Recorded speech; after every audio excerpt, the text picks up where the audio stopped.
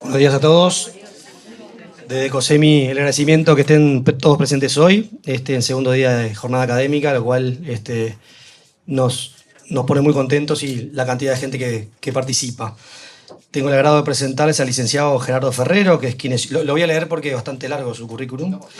Kinesiólogo fisiatra de la Universidad de Buenos Aires, máster en Ciencias Médicas por Facultad de Medicina de la Universidad de San Martín, especialista en enfermedades respiratorias crónicas, ventilación mecánica y medicina del sueño. Kinesiólogo del Hospital María Ferrer de Buenos Aires del 88 al 2008 en áreas de ITU, ventilación domiciliaria y sueño.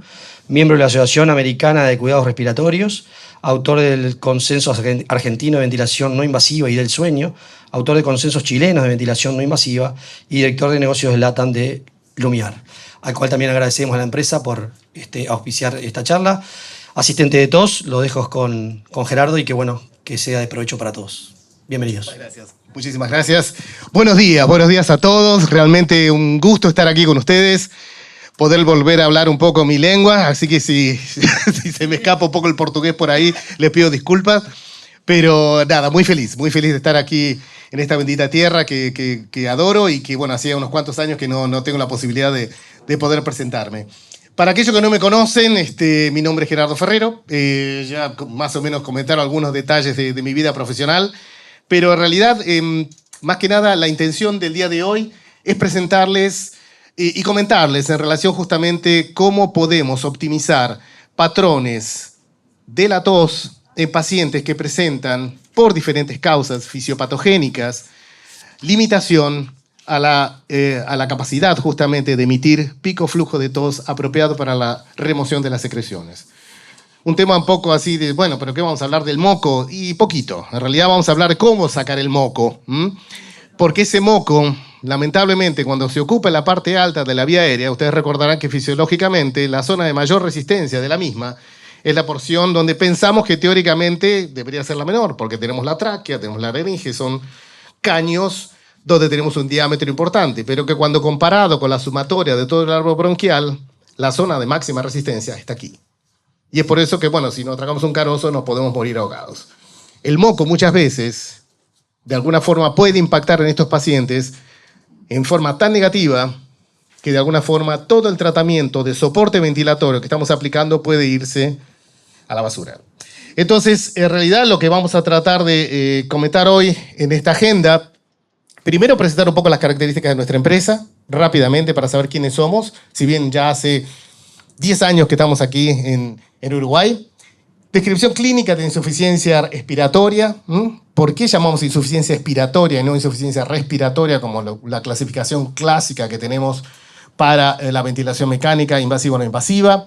Análisis fisiológica de la tos, las generalidades del asistente de la tos, la indicación, la contraindicación, el protocolo de aplicación, rápida presentación del producto. Después, obviamente, para más detalles, los invitamos que pasen por el stand. Y, un resumen. Y lo importante, por favor, esto no tiene que ser un monólogo, ¿ok? Levanten la mano, pregunten. Estamos aquí para charlar, ¿ok? Yo, en realidad, ya son muchos años que apliqué esta técnica, porque ustedes van viendo que si bien parece todo muy moderno, en realidad todo esto tiene muchos años de antigüedad. Pero ¿quién es Lumiar? Lumiar es una empresa brasilera que ya tiene 27 años en el mercado, de la cual, si bien hace un año que estoy trabajando como directora para América Latina, lo conozco hace 23 años, porque las diferentes multinacionales que he trabajado, Lumiar siempre fue mi distribuidor número 1, fundamentalmente en Brasil. Hace 10 años que está aquí. Los invito justamente a entrar a nuestro site, www.lumiar.uy. Y en realidad, un poco de las características de nuestra empresa. Esta es nuestra nueva casa, que están todos invitados, por favor, a conocernos. Serán más que bien recibidos por toda nuestra gente, que pido, por favor, parte de ellos están aquí. Andrea como directora, por favor, Virginia también. Así que, ya las conocen. Siéntanse a gusto para venir a tomar un café, conocernos en nuestra casa. No estamos lejos de aquí, estamos acá cerquita, en la avenida Luis Herrera, al 3304, ¿cierto? Entonces, será un placer recibirlos y conocer un poco también de nuestros productos. Porque en realidad, el tema tiene que ver que desde hace 6 años, nuestra empresa comienza a manufacturar equipos.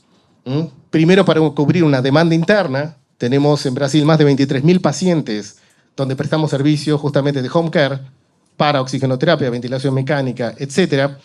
Primero para cubrir esa demanda interna, pero después, bueno, empezamos a cubrir la demanda general, la demanda externa también.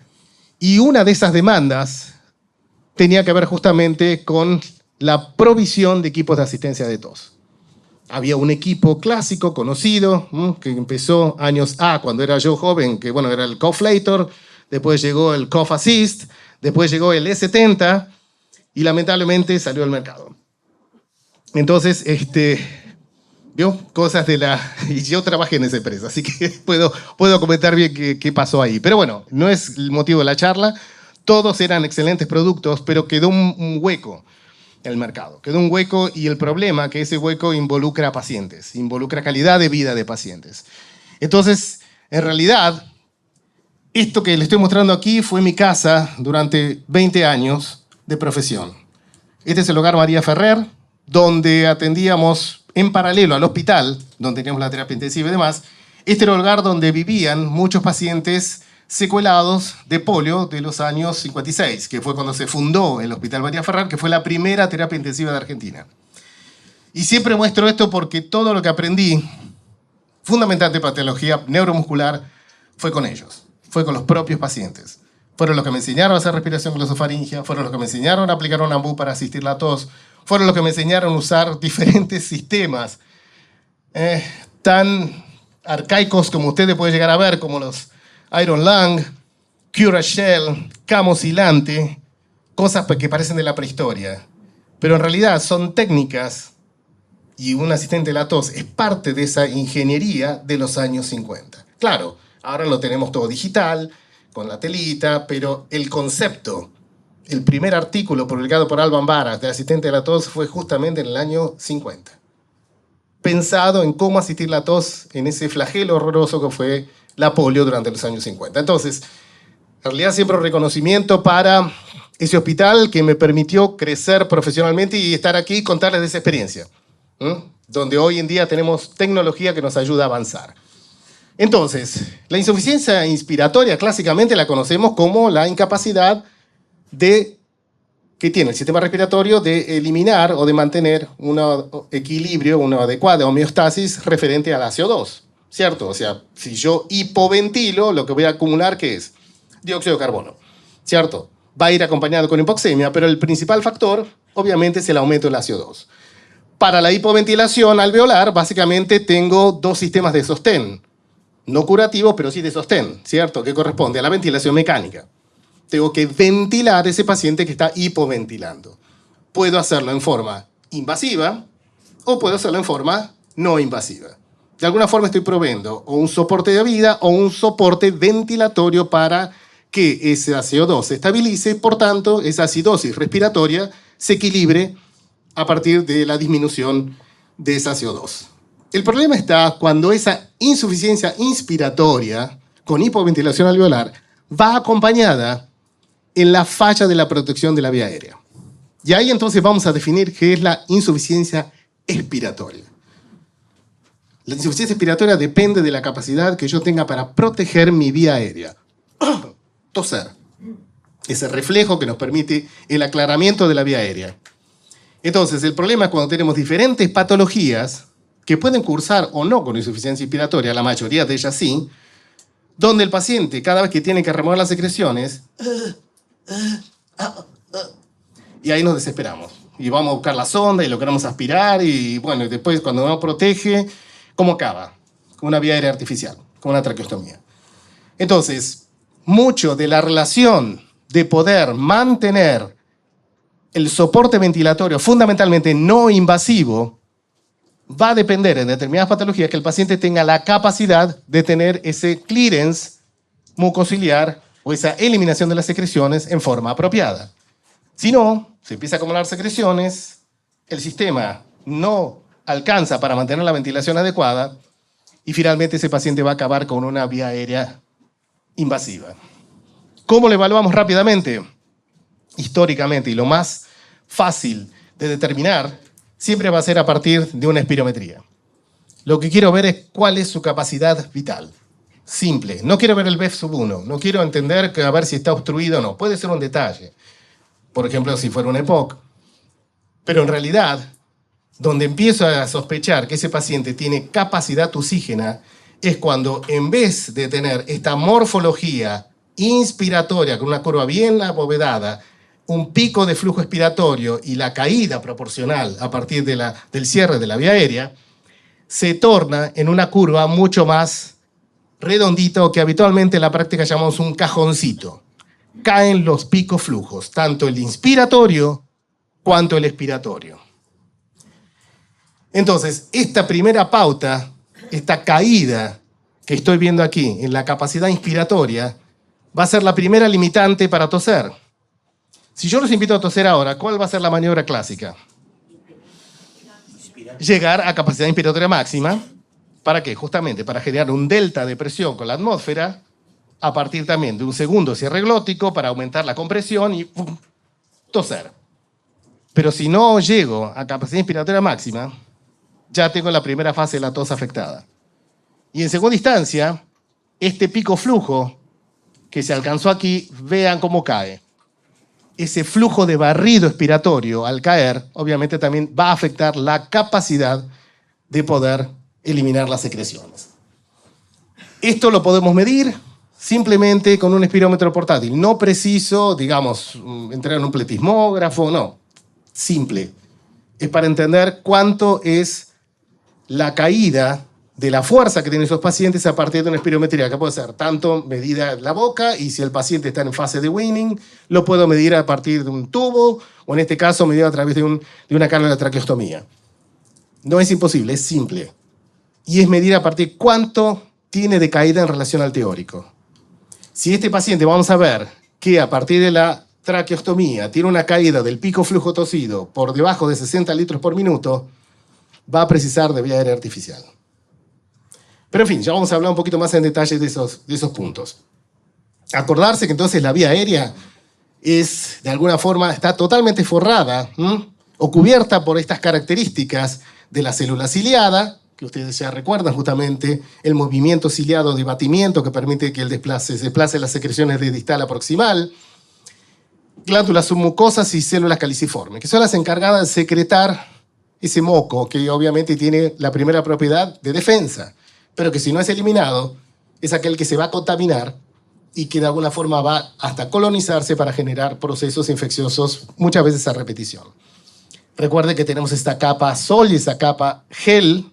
La capa gel es la capa que está, la capa más viscosa que se encuentra por encima, que es la que se encarga de retener las secreciones o los elementos nocivos, las noxas, y la capa acuosa o la capa sol, que es aquella que permite que las cilias se desplacen para poder proyectar ese material de distal a proximal.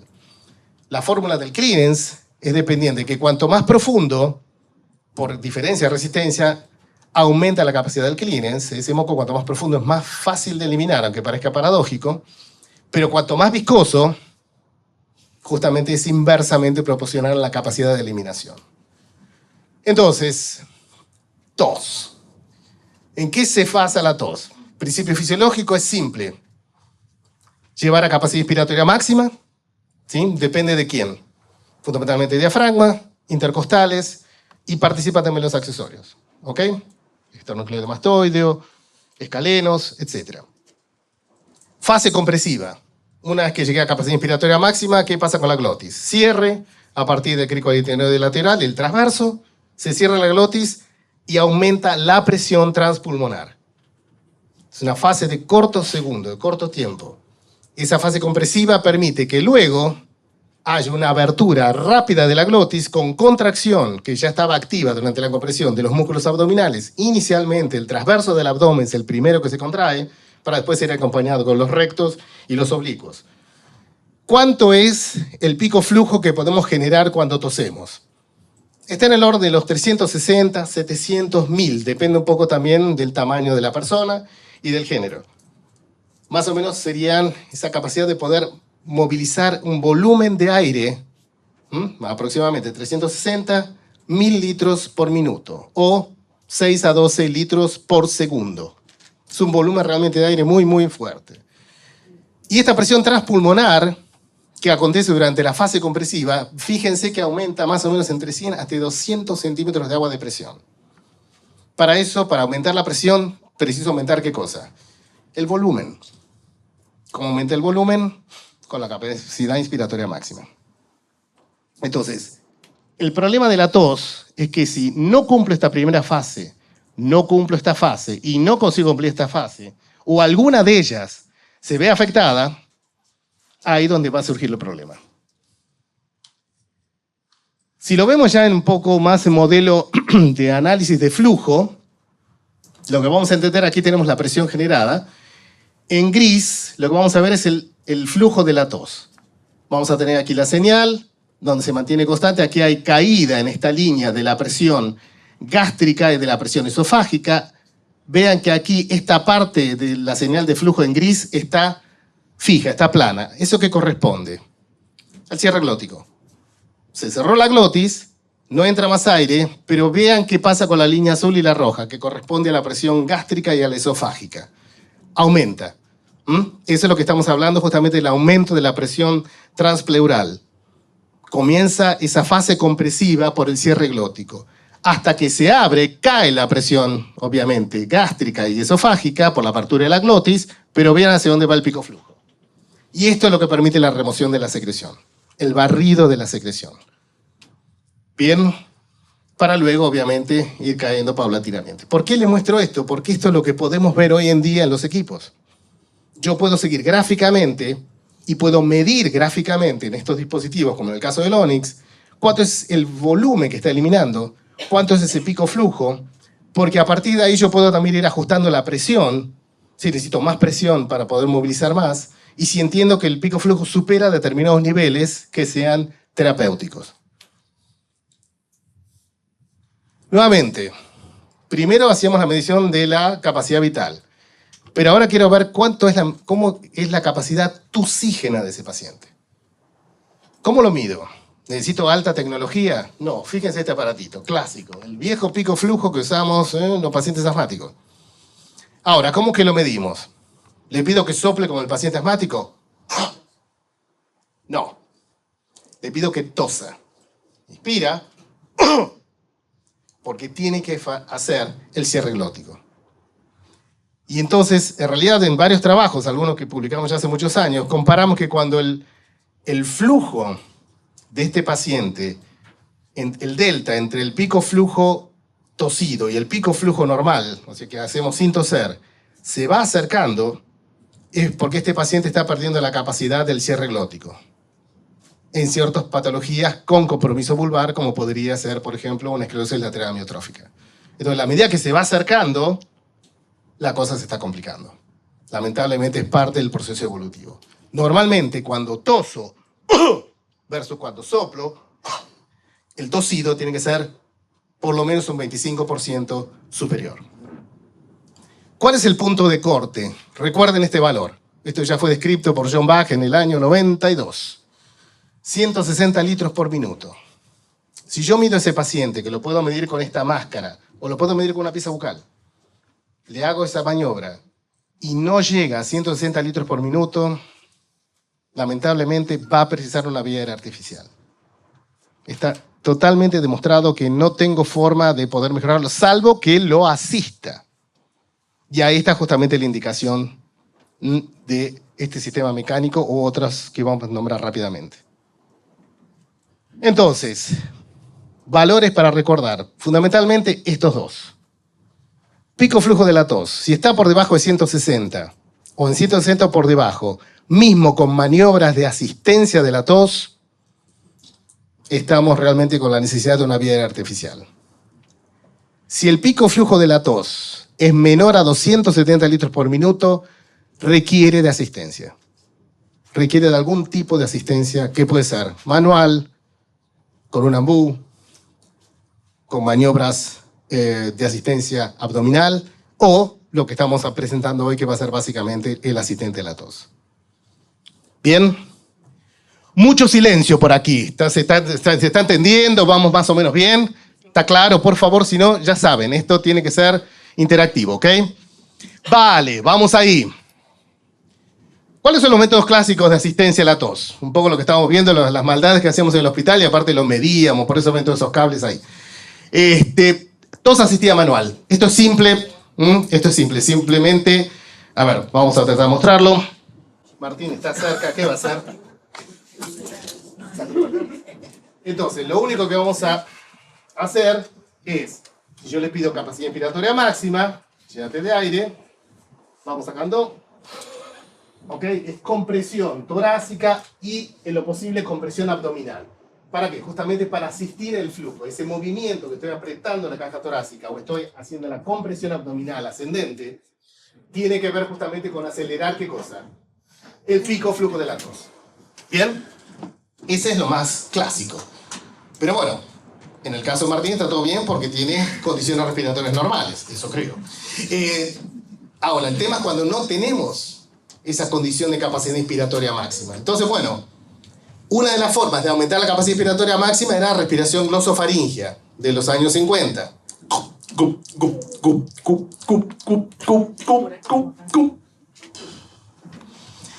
Muchos de esos pacientes que ustedes vieron que estaban en esa casa respiraban todo el día, así, con los músculos faringeos.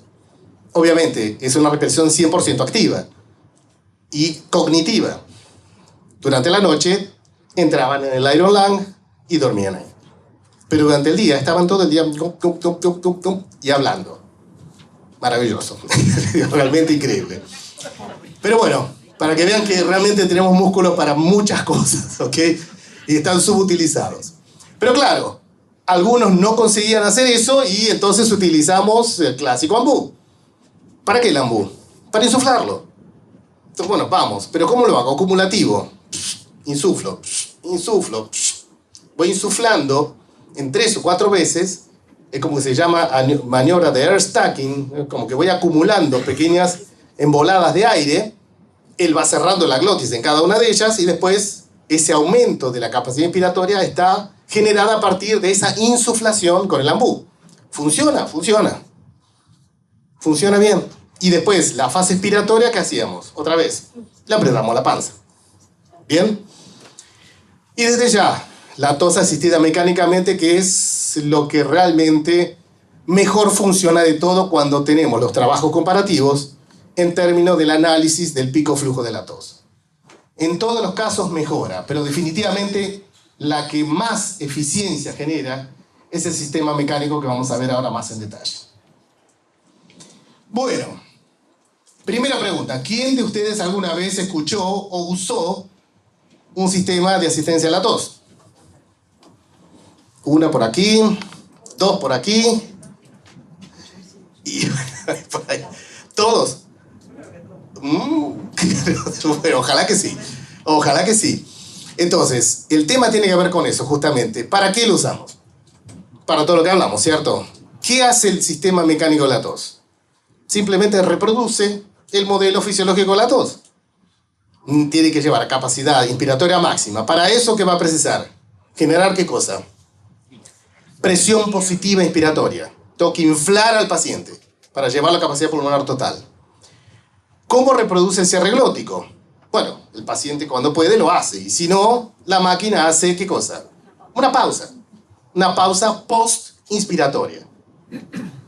Y luego que tiene que hacer la apertura glótica o esa pausa post-inspiratoria, ¿qué tiene que hacer la máquina? Chupar. Generar presión negativa. Para aspirar no invasivamente esas secreciones que desplazamos fundamentalmente a partir de la presión positiva. Recuerden, la presión positiva tiene que ser lo suficientemente alta como para llevarlo a capacidad pulmonar total y para también ayudar a ¿qué cosa? A desplazar las secreciones de distal para proximal. Si entra el aire, el moco se empieza a desplazar. Efecto masa. Toda masa ocupa un lugar en el espacio. La masa de aire va a comenzar a desplazar cuando superior comienza a desplazar a la masa de secreciones. Entonces, en resumen, lo que hace es reproducir la fisiología de la tos en forma mecánica. ¿Bien? Claro, en teoría es muy simple. El tema es cómo lo hacemos, cómo lo aplicamos. Las máquinas inicialmente eran 100% manuales. Es decir, yo apretaba un pedal o movía una perilla durante la fase inspiratoria y movía la perilla para el otro lado durante la fase de presión negativa.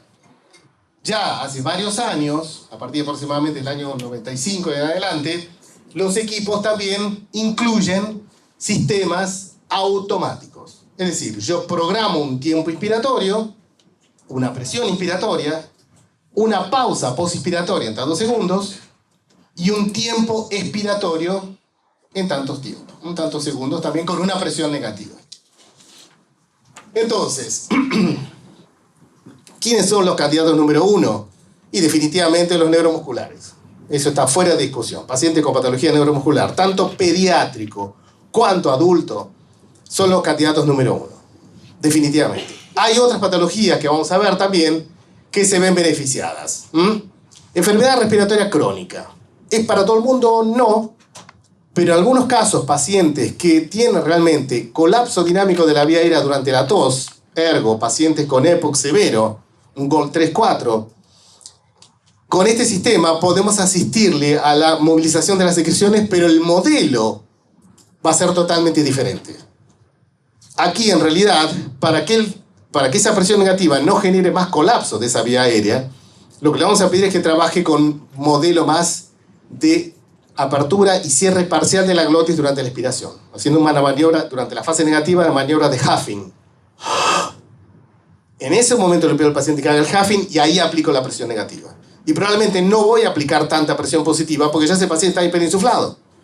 Entonces voy a colocar baja presión inspiratoria, alta presión negativa, pero el paciente tiene que hacer arrastre a partir de un huffing. Es una técnica totalmente diferente de que aplicaría en un neuromuscular, que por el contrario, voy a darle mucha presión positiva inspiratoria y mucha presión negativa también.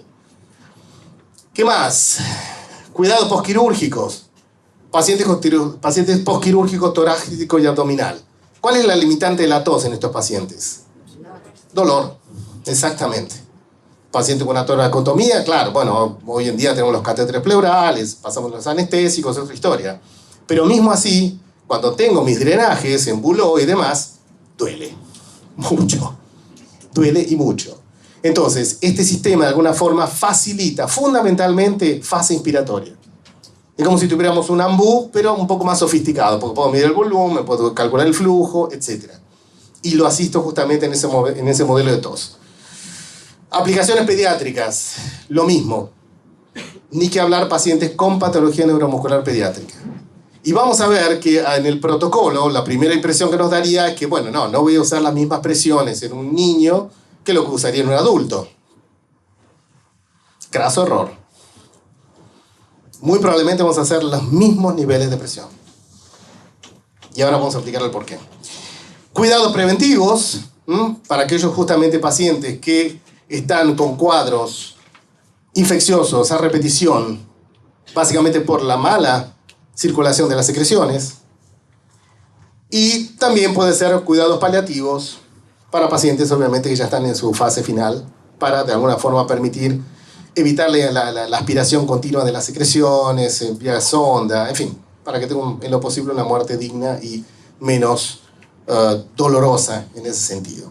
Claro, rehabilitación también lo podemos utilizar. Entonces, nuevamente, para los que trabajamos muchos años en el tema de la rehabilitación respiratoria o del paciente agudo, la presión positiva siempre va a ser su mano derecha. Sea aplicada como sea con un ambú, sea con un ventilador, sea con BNI, sea con el Onyx. La presión positiva tiene que ser su herramienta número 1, porque va a insuflar donde el paciente no consigue insuflar. Va a remover las secreciones donde el paciente no consigue remover las secreciones. Entonces, siempre la presión positiva va a abrir esa vía aérea y esa porción habitualmente distal que está más comprometida por cuestiones obviamente de los 3 áreas de West. Bien, claro, tenemos también las contraindicaciones. Son raras. Pero bueno, sí, si tengo un paciente que tiene bullas ahí bien periféricas y cuidado, ¿viste? Porque podemos hacer un riesgo de neumotórax. En mi vida tuve problemas al respecto, pero tenemos que considerarlo, ¿ok? Enfisema quirúrgico, neumotórax obviamente que aún no ha sido drenado, que está con drenaje espontáneo, Conocida susceptibilidad a pacientes con neuromotórax, los pacientes jóvenes, altos, magros, flaquitos que hacen justamente neumotórax espontáneo a repetición. Neumomediastinos, bueno, trauma reciente y, bueno, si tenemos una fístula traqueosofágica, definitivamente no. Y algunas relativas que tienen que ver situaciones similares. Pero hay una que no figura ahí y que vamos a tener en algunos casos más complejos, fundamentalmente con el paciente con esclerosis lateral amiotrófica, que la fase evolutiva o algunos otros procesos, no sé, un Guillain-Barré tipo Landry, que va comprometiendo desde el punto de vista vulvar el hecho que cuando tiene inestabilidad de la región faríngea, la presión negativa puede provocar colapso de la vía aérea superior. Y ahí se nos acabó el sistema. Ahí, lamentablemente, ya no podemos aplicarlo.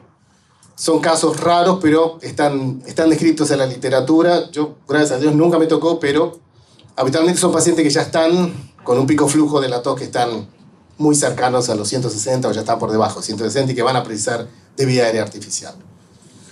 Entonces, bueno, ¿cuál es el algoritmo sugerido? ¿Cómo empezamos? Vamos a considerar un adulto que no va a distar mucho del pediátrico y después vamos a ver por qué. Primero, el paciente está en BNI y lo más probable que sí. Lo más probable que sí. ¿Por qué en BNI? Porque estaba con la insuficiencia inspiratoria, la insuficiencia ventilatoria, tiene que remover la CO2. Entonces, bueno, está en BNI, perfecto. Fíjense que si el paciente estaba con un IPAP de 15, bueno, vamos a empezar con esos 15 más 5.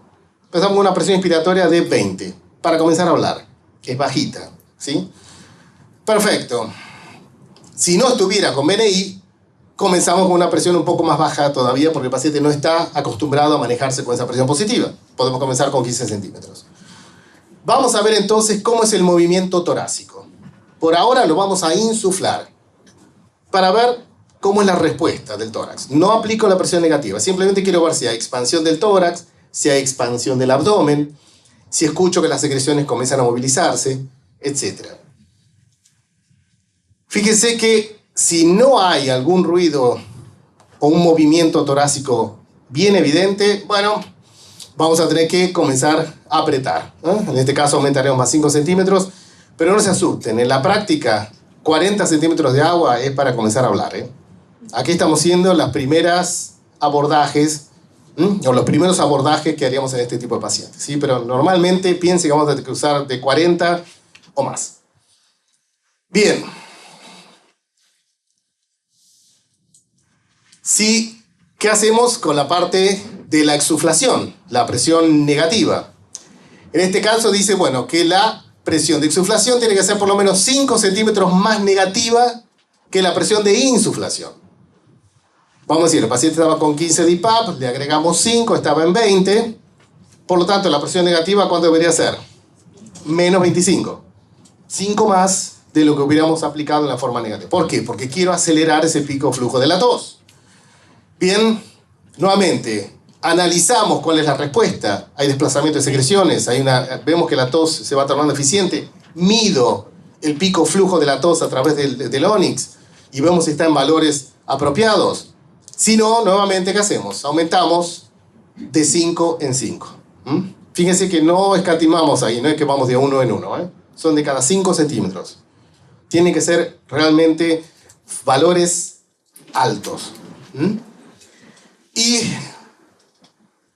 en resumen, eso es cuando lo hacemos en forma manual. ¿Manual qué quiere decir? Que yo voy regulando el tiempo con el paciente. Yo le voy indicando, a ver, inspira, expira, expira, expira, expira, tosa. Inspira, expira, expira, expira, tosa. Pero recuerden que habíamos dicho que el equipo también tiene capacidad de poder ser utilizado en forma automática. ¿Y esto habitualmente para qué se lo dejamos en automático? Habitualmente para la familia. Cuando está en casa, no solamente el médico, el fono, el kinesiólogo, quien sea, el enfermero, lo aplica. No va a estar 24 horas con el paciente. Y habitualmente es la familia que va a trabajar con este paciente las 24 horas del día. Y lo puede utilizar no solo para la remoción de secreciones, sino también para ejercitación torácica. Entonces, podemos dejar un preprograma en automático donde lo que hacemos es Si el paciente está en BNI, colocamos el tiempo de insuflación con el tiempo expiratorio que tenía la BNI, nuevamente más un segundo. Y en el tiempo exhalatorio, el tiempo expiratorio que tiene la BNI, nuevamente más un segundo. Y aquí aplicamos también una pausa de un segundo. Y hasta podemos programar ciclos. Yo quiero que hagamos 3 ciclos de inspiración-expiración y que descanse. Puedo colocar 5 ciclos. Eso va a depender mucho también de la tolerancia del paciente. También es cuestión de no dejarlo realmente agotado, porque son maniobras intensas. Mas esto es simplemente un indicativo. En la práctica tenemos que trabajar al paciente y tenemos que empezar a jugar con los niveles de flujo, de tiempo expiratorio y de presión. Y estos son horas de vuelo. Y cada paciente va a tener su particularidad en ese sentido. Esto nuevamente es como para empezar a hacer un approach, una primera aproximación en ese paciente, para ver cómo podemos comenzar a adaptarnos y adaptarse a este tipo de terapia. ¿Por qué decíamos que los niños es más o menos el mismo nivel de presión? Por todas estas características. Menor calibre de la vía aérea, ergo, mayor resistencia. A mayor resistencia voy a necesitar mayor presión para vencer esa resistencia de la vía aérea. Recuerden que cuando son realmente pequeños, la distribución de los poros de Kohn, etcétera, y de Lambert no están. Entonces falta la redistribución de la ventilación colateral. Por ende, tiene ventilación colateral ineficaz, mayor distensibilidad intrínseca de la vía aérea y aumento de la distensibilidad de la caja torácica. Muchas veces, en pacientes pequeños, tipo, vamos a pensar, patología AME tipo 1, exacto, ¿para qué voy a usar esto? ¿Solamente para movilizar las secreciones? Como ejercicio torácico.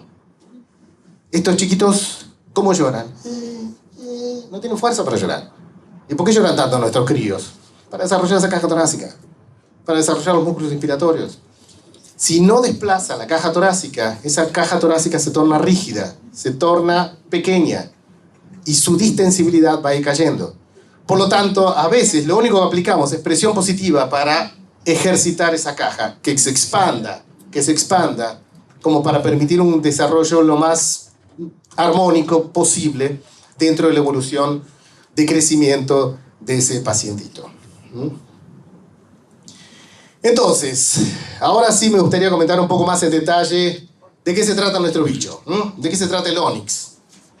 Este equipo ha sido 100% diseñado en Brasil. Toda la tecnología del mismo ha sido diseñada por nuestra empresa, por nuestros ingenieros. Ha sido ya lanzado en el mercado de Brasil hace varios años. Y en realidad, como les dije, fue una necesidad del mercado. Por otro lado, el problema es que como había solo una marca y un equipo excelente, que era casi, diríamos, el paradigma del asistente a la tos, el problema es que justamente era un equipo muy caro, porque era el único que había en el mercado. Entonces, había poco nivel de acceso. O sea, podíamos aplicar ventilación invasiva a estos pacientes, sin dudas, pero para conseguir un asistente a la tos, sí, no lo probaba nadie.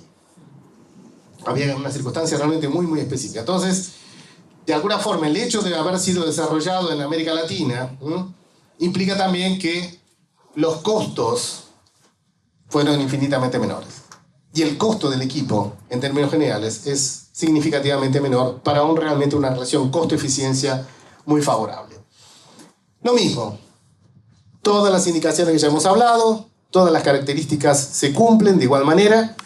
La particularidad entonces que puede ser utilizado tanto en el hospital y en el hogar, recomendamos el uso hospitalario, recomiendo el uso hospitalario, porque de ahí sale todo para casa. Pero primero tiene que ser usado en el hospital, definitivamente. Y es un arma que no se utiliza en la práctica. Yo quiero levantar, a ver que alguien me levante la mano, ¿quién tiene un equipo asistente de tos en la terapia, en el CTI? Porque lo pediste vos. Sí. No, en el CTI olvídate. Por eso, el CTI no, por él lo tenés, exacto, lo tenés en la sala. Pero en el CTI olvídate. Y hemos extubado pacientes utilizando este equipo. Puede ser, como dijimos, paciente adulto pediátrico, paciente con vía aérea invasiva o no invasiva, y baja ventilación mecánica o espontánea. Las mismas contraindicaciones, estas son un poco las normativas que implica el manual del usuario. Los beneficios, ya dijimos. No voy a entrar en... Hay innúmeros artículos, porque les digo, desde el primer artículo que salió en 1950 de Alban Baraj para adelante, y quizás el que trajo nuevamente esta técnica fue John Bach a partir de los años 90, y habló justamente con Emerson para volver a sacar ese equipo en el mercado, porque había desaparecido después del uso de la intubación, etc., a partir de finales de los 50. Entonces, en realidad, todos los trabajos que hay publicados hoy en día son innumerables. Si quieren, después lo puedo compartir, no tengo ningún problema. No quería dedicar la charla a mostrar todos los trabajos comparativos, pero está totalmente demostrado que este es el sistema más eficiente cuando comparado con todos los que hablamos. Y más eficiente aún si, aparte de usar el asistente LATOT durante la fase exhalatoria, también le apretamos la panza. Ahí ganamos todavía más pico flujo. ¿Ok?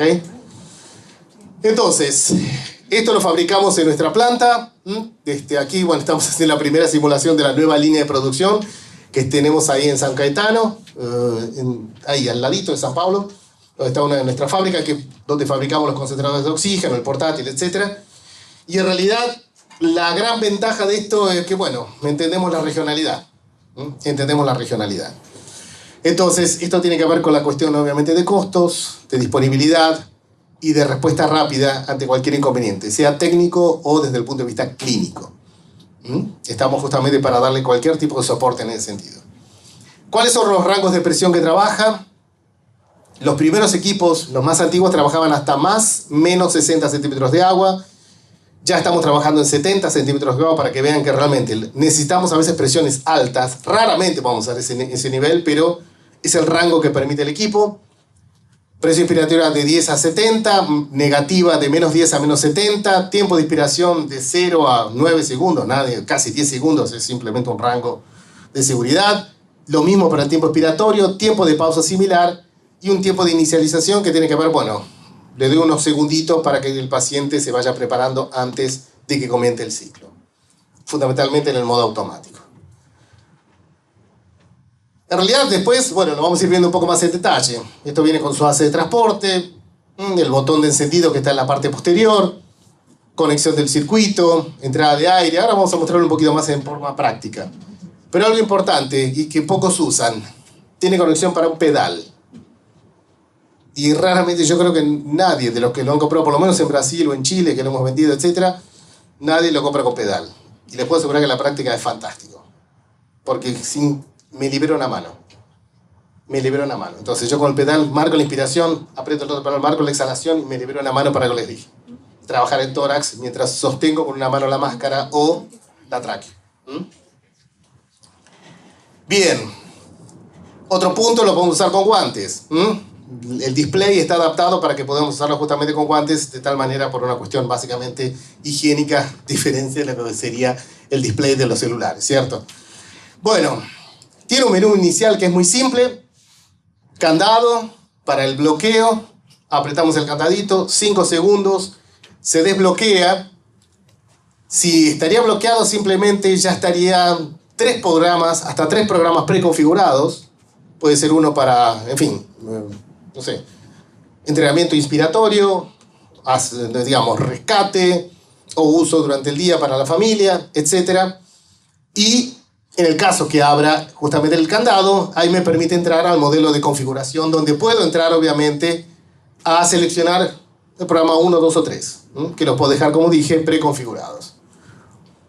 La característica es que yo puedo seleccionar si quiero trabajarlo en forma manual o en forma automática.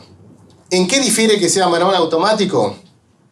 Manual, voy a utilizar esta perilla para la inspiración y para el otro lado para la expiración. ¿Ok? Si es automático, no preciso movilizar la perilla. Lo que sí voy a tener que colocar es un setting de tiempo inspiratorio, de tiempo expiratorio y de tiempo de pausa. En el manual, el que lo regula es el operador en conjunto con el paciente. Tengo dos métodos de análisis. Una barra de presión, que donde si no me gusta usar la perilla, puedo simplemente apretar el display, mover el dedo para un lado para generar la presión inspiratoria y mover el dedo para el otro para generar la presión negativa. Gustos, yo soy de la vieja escuela, a mí me gusta la perilla, pero cada uno tiene la posibilidad de utilizarlo. A mí particularmente lo que me gusta es ver esto, es la gráfica. Porque la gráfica lo que estoy viendo justamente es cuánto es la presión inspiratoria que estoy aplicando y cuánto es el pico flujo negativo que estoy generando en ese paciente.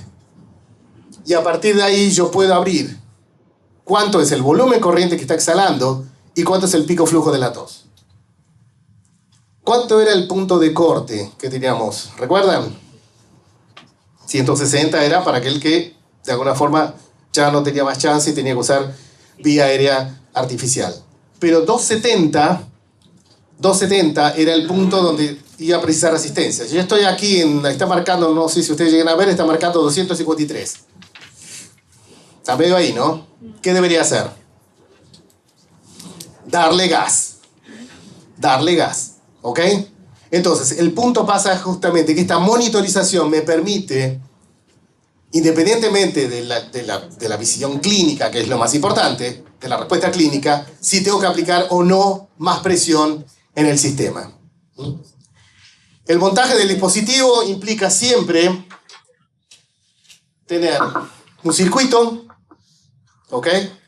Un filtro bacteriológico. Esto no tiene que ser un filtro HMF, ¿eh? Filtro bacteriológico, simple, el baratito. El adaptador y una máscara.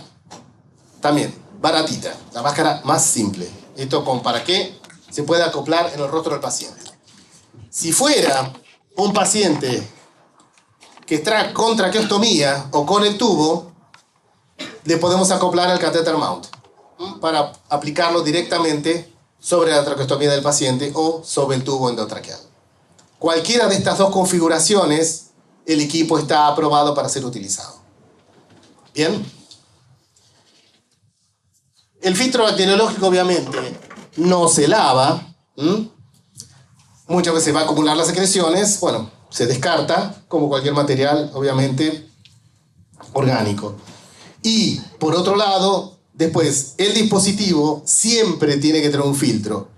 Sea que lo coloque, en lo particular yo siempre lo coloco proximal al paciente para que trate de no contaminarse la vía aérea, o, en el peor de los casos, si no estoy muy contento, puedo colocar otro filtro aquí de protección para el dispositivo. Fuera de ello, todo este kit es para cada paciente. Cada paciente tiene su propio kit. ¿Bien? Ahora, después, este equipo puede ser utilizado entre paciente y paciente. Lo único que necesito de alguna forma es asegurarme, y si quiero tener mayor margen de seguridad, es que los filtros estén aplicados. Es simple como eso. La limpieza exterior, agua y jabón neutro, no requiere de mucho más que eso. Bien. No colocar válvula expiratoria en el circuito.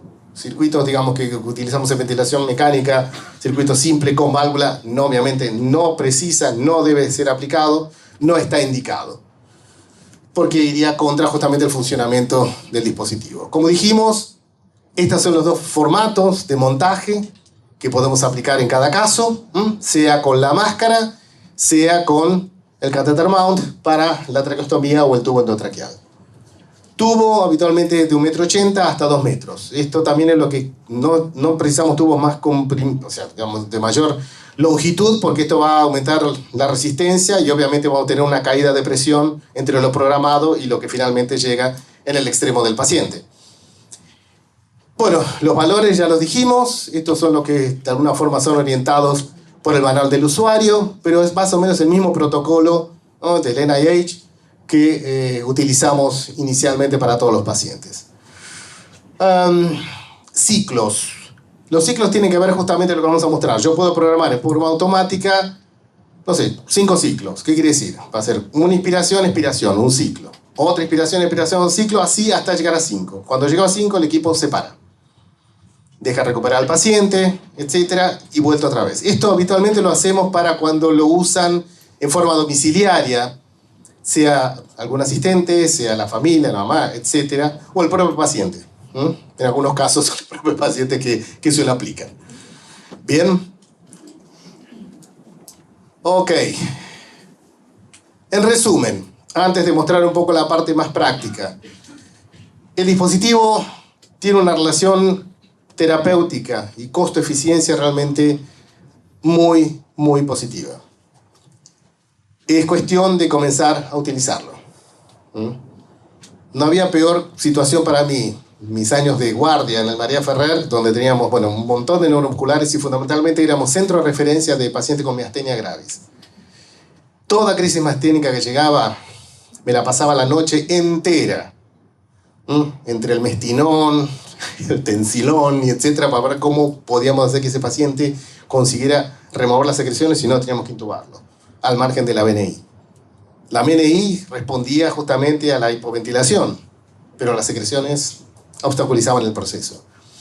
Cuando en aquel momento conseguí un equipo que lo armé medio raro, agarré MaxiVent que yo, conseguí utilizar un equipo de presión positiva y negativa que trabajaba con los Cruel Shell, lo adapté a tal fin, cambió nuestra vida, y fundamentalmente la de los pacientes. Hasta que finalmente compraron el primer Coflator de aquella época, año 98, por ahí. Entonces, en realidad, para los que lo usamos y para los pacientes que se vieron beneficiados, hoy es una técnica totalmente indiscutible. Totalmente indiscutible. Y justamente el problema está en lo que les dije, la salida de quien fue, digamos, el equipo de mayor referencia, un equipo excelente como el E70, la salida del mercado determinó que estos pacientes quedaron huérfanos. Entonces, realmente los invito, para aquellos que son clínicos, para aquellos que están tratando diferentes tipos de patología con insuficiencia de la tos, que comiencen a analizar la posibilidad, que no siempre tiene que ser una compra de un equipo, a veces puede ser un arrendamiento del equipo, en una exacerbación. No precisa, en algunos casos, definitivamente. Pero en otros tantos, es solamente cubrir esa exacerbación de secreciones, etc. Punto 2, que no quiero olvidarme. Siempre utilicen el oxímetro de pulso. Siempre utilicen el oxímetro de pulso. La primera variable de que la cosa está yendo bien es la mudanza de la oximetría.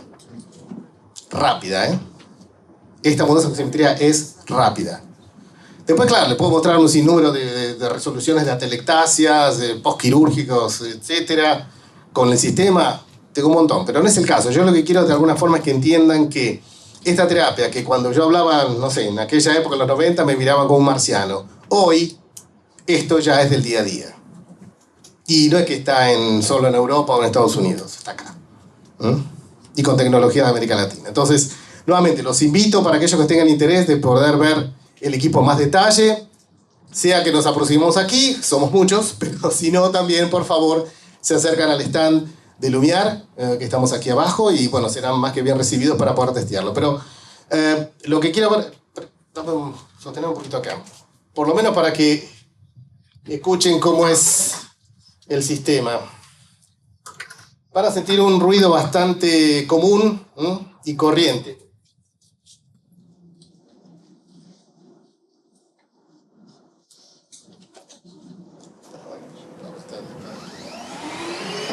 ¿Qué les hace acordar?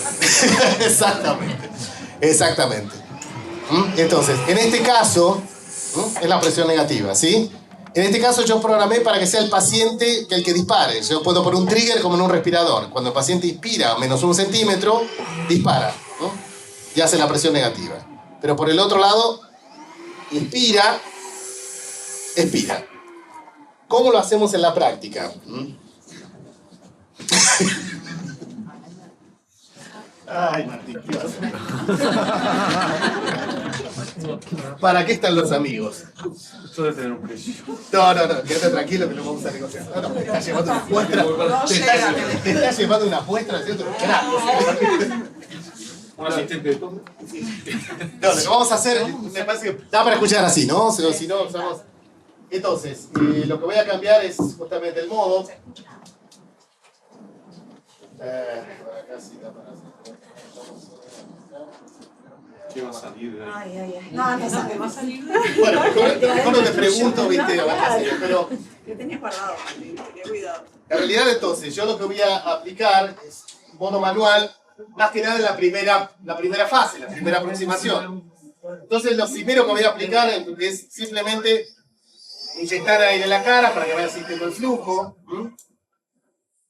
Bueno, lo que vas a recibir va a ser una presión positiva, un flujo de aire que va a entrar por la nariz y por la boca.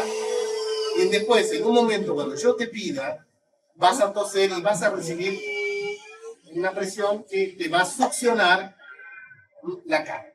En ese momento abrís la boca y yo te voy a indicar. ¿Okay? Vamos a empezar entonces con presiones relativamente bajas. Yo te voy a colocar la máscara ahí. Perfecto, entonces vamos. Vamos. Inspiro hondo, Perfecto. Ahí va, ¿ok? Vamos otra vez.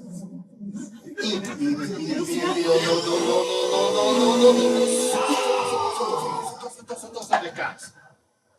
Bien. Puede ser una de las formas. En otros casos, simplemente voy a aplicar insuflo, expiro, exhalo. Inspiro, exhalo. ¿Ok? En realidad, por eso, ustedes van a utilizar la presión positiva en función de la necesidad clínica de ese paciente. Si a veces, digamos, bueno, no necesito primero movilizar un poco más las secreciones, simplemente lo voy a insuflar. Insuflo. Muy bien. Bueno, ¿cuánto volumen de corriente hay entre ellos? Bueno. ¿Ok? Ahora vamos a toser, ¿ok? Inspiro.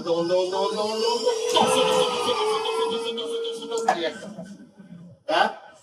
Para aquellos que quieran ver, justamente, está limpito. Es bueno. ¿Ok? Después de determinado periodo, el equipo automáticamente está oficial. ¿Está? ¿Con la puerta frente a tolerable? Sí, eso. No, no por tolerable. Está bien, estamos dando presiones bajas. Claro, por eso, siempre comenzamos, como dijimos, si está en BDI, la presión que tenía inspiratoria más 5. Y en todo caso la presión expiratoria, digamos, también un 5 por arriba de lo que programábamos en la expiratoria. Siempre la expiratoria para ayudar a tos tiene que ser mayor. Bien, pero le repito, o sea, ese ruido es característico. En cualquier momento después lo usa, se puede, es concreto, es una aspiradora, solamente que sofisticada, porque necesita obviamente dos válvulas electromagnéticas que permitan el paso rápido de presión positiva a negativa. ¿Ok? Se nota más. Y se nota, y fundamentalmente la negativa, pero no escatimen en usar la presión positiva. Eso es lo que les digo, porque esto les permite justamente agilizar el proceso de la movilización de las secreciones. ¿Ok? Porque nuevamente, si yo estoy usando un IPAP de 20, acá le estoy poniendo 40 o 50, es más del doble. ¿Eso qué va a permitir? Que se empiecen a desplazar las secreciones de distal hacia proximal. Y cuando ya siento que están aquí, porque estoy ocultando, porque estoy viendo cambios en la saturación, ahí aplico mismo la presión negativa. ¿Bien? ¿Algún otro candidato? Sobreviví. Bueno, lo mínimo que podemos hacer con Martín, dar un aplauso.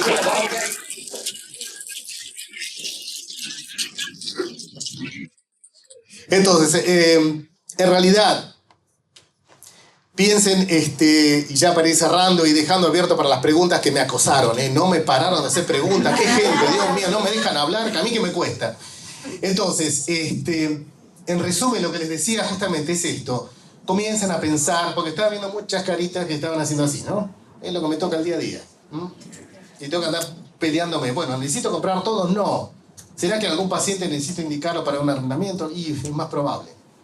Piensen en sus pacientes con BNI. Piensen en sus pacientes con BNI, fundamentalmente. Lo que está demostrando la literatura es que el uso de la BNI en coadyuvancia con el asistente de la tos permite prolongar el tiempo de la ventilación no invasiva. Mismo en patologías que sabemos que lamentablemente van a evolucionar para una tracostomía, como puede ser la esclerosis lateral amiotrófica. Pero vamos a ver que muchas patologías que habitualmente, bueno, AME tipo 1, que al toque lo traqueostomizan, te puedo asegurar que muchos chiquitos aún están hoy en día en BNI con el asistente de tos. Claro, ahí no hay arrendamiento, ahí tiene que tener el equipo al lado. Definitivamente. ¿Cuál es la ventaja?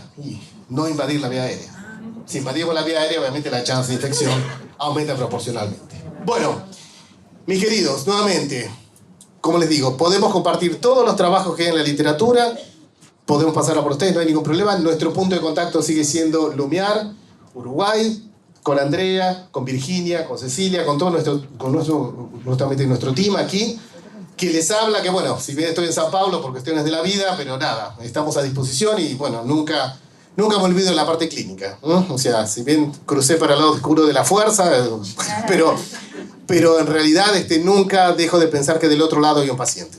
Esto para mí es lo fundamental y es lo que aprendí en mi vida clínica. Entonces, acelerar procesos de estete en muchos casos, por eso digo, CTIs, muchas veces conseguimos winning y destetes aplicados con este sistema. Hay trabajos que hablan al respecto. Terapia de mantenimiento de pacientes con ventilación no invasiva, domiciliaria, con exacerbación de la patología subyacente, bla, bla, bla, la incapacidad de la eliminación de secreciones y definitivamente mejorar la calidad de vida. Ese es lo que propendemos con este sistema. Así que nuevamente, les agradezco la participación. Los invito nuevamente a que ingresen a nuestro site, pase por el stand, así ya toman más contacto con nuestra querida gente que aquí en Uruguay para poder prestarles servicios y demás. Y preguntas. Dale. Hablaste de las presiones, Victoria es mi nombre, gusto. Hablaste de las presiones de los pacientes con BNI. En caso de pacientes con ventilación invasiva, también lo mismo. Bien, perfecto. Porque nuevamente, pensá lo siguiente.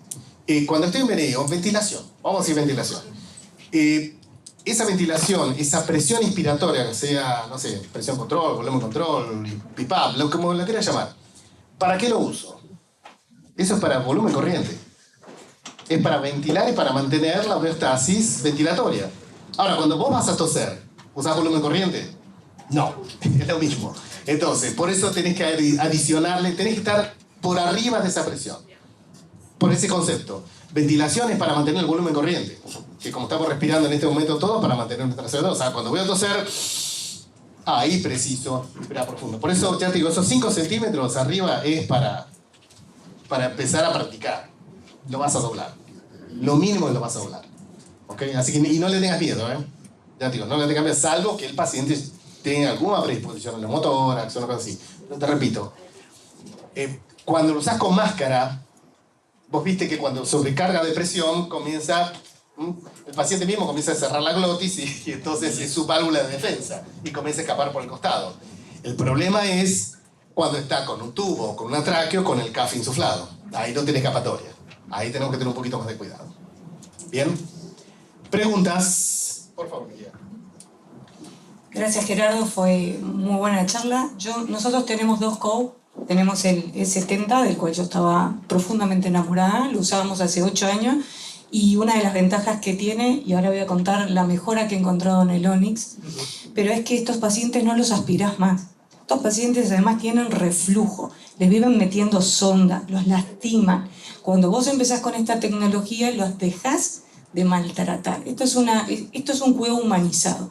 Los pacientes con ELA, que ya tienen demasiado con lo que tienen, los pacientes con Duchenne, con AME, los pacientes con lesión medular, yo lo he usado mucho en lesión medular, ya tienen demasiado con lo que les ha pasado en la vida como para además sufrir el maltrato, que a veces es porque no hay otra cosa y en la desesperación meten sonda. Y con esto se deja usar la sonda, se va el reflujo, se va la gastritis, entonces tiene otros beneficios. Total. Entonces, una era eso. Y lo otro, con respecto al Onyx, nosotros lo tenemos hace 7 meses, me costó mucho, porque uno está encariñado con el otro, pero lo que hice fue, dije, bueno, yo no voy a ser la que diga si me gusta más o no, o sea que todos mis pacientes están todos entrenados, los puse con el Onyx y le dije que me dieran feedback. Los míos son grandes, son adolescentes, la mayoría tienen de 6, 7, 8 años para arriba, conversan, y me dijeron algo del trigger. Entonces les quiero comentar la experiencia de ellos, y es uno que tiene 9 triggers, el E70 tiene 1. O sea que yo puedo poner un trigger mucho más personalizado. Y lo segundo es que cuando vos lo pones en modo COUTRACK, el E70 te da, pero te lo quita de golpe. Entonces lo que siente es que se insuflan de golpe y no les gusta cuando hacemos entrenamiento. Y lo que tiene es que acelera y desacelera. Es mucho más confortable. Entonces, los que yo tenía en el E70 ahora quieren usar el ONI porque me dicen que es más amable, porque desacelera y los deja volver al punto neutro mucho más tranquilo. No estoy hablando de la tos, estoy hablando de yo hago entrenamiento. Cuando hago entrenamiento. Entonces, al oficio, que lo que nos gusta es esto de armar ejercicio. Yo puedo armar mucho más planes de ejercicios ahora con el ONI, de repente con el otro lo que hago más es tos. O sea que lo usamos, el que lo quiera también ver en BPS, tienen abiertas las puertas del servicio. A nosotros nos cambió la vida porque a los pacientes les mejoró la calidad de vida. Tú decías hoy, aumenta expectativas. Yo lo que creo es que más allá de que les aumente, que ese tiempo que vivan más, vivan mejor y estén mejor, y en casa no se lleven los sustos que se llevan cuando tienen esto y no terminan en un CTI en la emergencia, porque lo resuelven de forma sencilla en casa. No hay plata que pague eso, el PIA lo tiene que entender, las instituciones acá lo tienen que entender, esto tiene que estar en la canasta básica de estos pacientes. Nada más. No, perfecto, y te agradezco muchísimo tu comentario, porque tiene que ver con la práctica diaria. Y eso es lo que vale. Así que nada, un gusto, muchísimas gracias como siempre tu participación. Ya son muchos años que nos conocemos y realmente es muy bueno escucharlo de tu parte. Coincido con vos lo del trigger, por eso mostré el tema del trigger. El tema del trigger es que el paciente, si está en BNI, está acostumbrado a disparar. Está acostumbrado a disparar. Bueno, acá disparar la voz, la tos. O sea, te pongo un trigger sensible. -1, -2, que yo te puedo poner un poco más durito. Pero -1, -2, ya él es el que lo controla. Por eso te digo que en algunos casos, el paciente sostiene la máscara y lo dispara. Y si está en automático, ¡pum!, después ya sabe la tos, ya calcula el tiempo. Uno programó el tiempo y ya lo calcula. Entonces, tenés algún paciente que son obviamente mucho más lúcidos y empiezan a entender la cosa y lo utilizan sin ningún inconveniente, hasta propio. Así como tenía pacientes que se autovacían un busto solito a través de la cara. En fin, muy divertido. Pero a lo que voy, pusimos justamente el último slide, mejoría la calidad de vida. Y justamente ese punto que comentaste, basta de agresión, ¿viste? Tienen de más. ¿Y por qué un tipo con una lesión medular, no sé, C4, C5, por qué tiene que estar con tráqueo? Ah, no, porque diafragma. No precisa. ¿Por qué tiene que estar con tráqueo? Y entonces el tema es eso, lo puedo decanular y lo puedo dejar en todo caso que use BNI nocturna si no tienes valores, o BNI durante el día, o lo puedo colocar con una ventilación no invasiva por pieza bucal y lo asisto la tos con esto. Entonces, el tener un agujero aquí, el no tenerlo, Dios, es mucha diferencia. A veces que no tenemos forma, porque ya dijimos, ¿no? Llega un punto de corte que no tenemos forma. Pero es mucha la diferencia en la calidad de vida. Y en las complicaciones y en las comorbilidades, que muchas veces son mortales. No puedo contar casos de pacientes que se me desangraron en minutos porque agarró la inominada. Y fue un minuto y se murió. Y no tenés nada para hacer, ¿eh? No tenés nada para hacer. Entonces, el punto pasa por ahí. ¿Cómo podemos ser menos agresivos? Me encantó ese término. Me pareció fantástico, porque es la realidad. Y es la práctica clínica. Así que, y bueno, buenísimo. Nuevamente, como siempre, mil gracias por tu participación. ¿Alguna otra pregunta? Sí. Ya estoy contigo.